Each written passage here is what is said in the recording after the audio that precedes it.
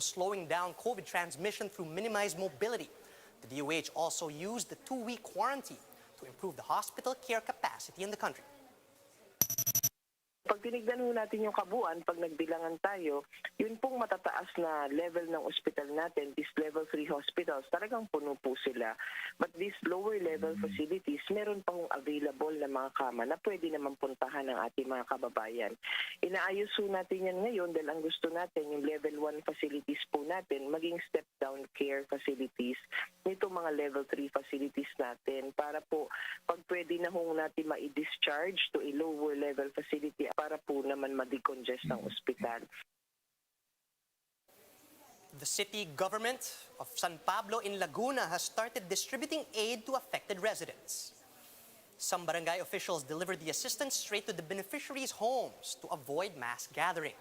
However, other barangays opted not to implement the rule because they might not meet the 15-day deadline set by the DILG. San Pablo City received a total of 225 million pesos from the national government to distribute to about 200,000 residents. Meanwhile, in Mandaluyong, the city's Social Welfare and Development Department issued a letter of apology to Mayor Menchie Abalos over the weekend.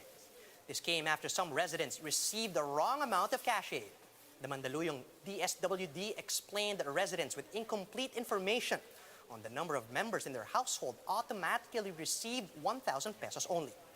The department assured constituents that they already made steps to fix the problem. The PNR resumes limited operations today after trips were suspended due to high COVID-19 cases among its personnel. Let's get the latest on the ground from Gerard de la Peña. He's reporting to us live from the PNR Tutuban station. Gerard, good afternoon. Could you tell us what you're seeing? Well, Charles, the Philippine National Railways has resumed its operations after more than a week of suspended operations. But despite these and the eased quarantine status in the NCR Plus bubble, the PNR is seeing low passenger turnout in its first day on the line. Well, normally the PNR has 12 running trains, but only 8 of them resumed operations today due to limited personnel allowed to return to work. Staff who are still positive for the virus are currently under isolation. The PNR was supposed to resume operations last Friday, but officials said testing of its personnel have yet to be completed by then. PNR General Manager June Magno said the total number of infected personnel has reached 207. Magno said many of those who tested positive are those involved in operations, particularly those who operate the barriers. The management said they may have gotten infected due to close contact with the community and the motoring public. He said those who turned out negative should be retested just to be sure that no one is infected. Despite resuming operations, the Tutuban station, which is normally teeming with passengers, is eerily quiet due to the limited number of trips. The PNR is expected to resume full operations by Wednesday or Thursday. Charles, despite the fact that full operations is expected to resume later this week, the PNR is still expecting low passenger turnout as the new quarantine status, which is still pretty much like the same as ECQ, only allows authorized persons to board public transportation. Charles. Thanks for that, Gerard. That was Gerard de la Peña reporting live from the PNR station.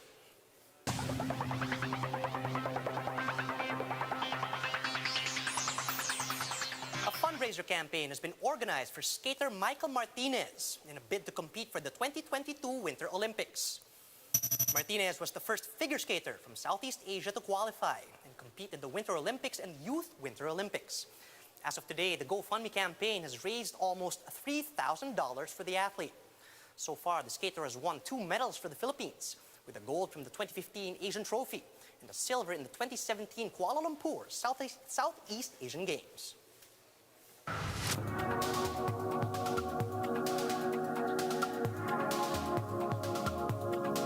Elon Musk's The Boring Company proves that it's not so boring after all, as it puts a Vegas spin on its new tunnels.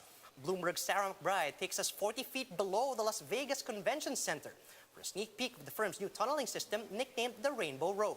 Let's watch this.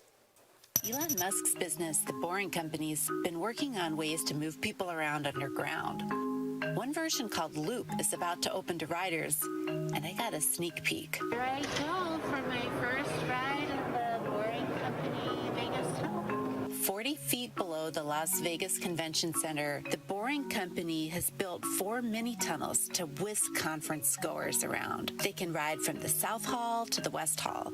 That's a little under 1 mile each way. There's also a stop between the two at the Central Hall. The technology is not super futuristic. It's modified Teslas. I got to ride in a Model 3.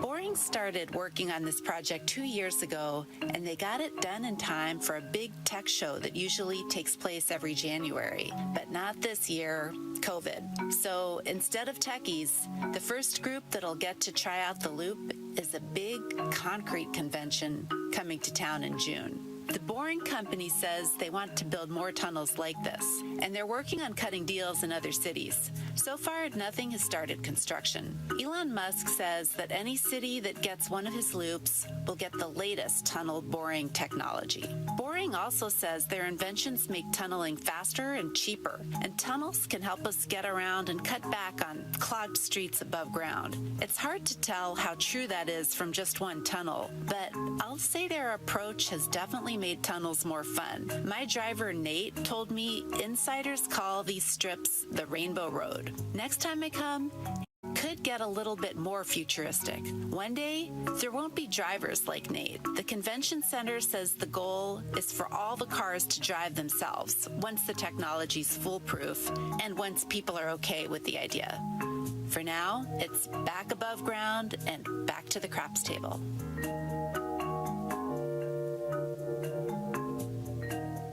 And those are the top stories of the hour. Join us again later at 1 p.m. as we continue to monitor the day's biggest stories.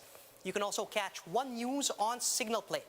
Just register for a free account at www.signalplay.com and stream One News live anytime, anywhere. I'm Charles Lejano. Mask on, wash hands, and stay safe, Philippines. We're One News.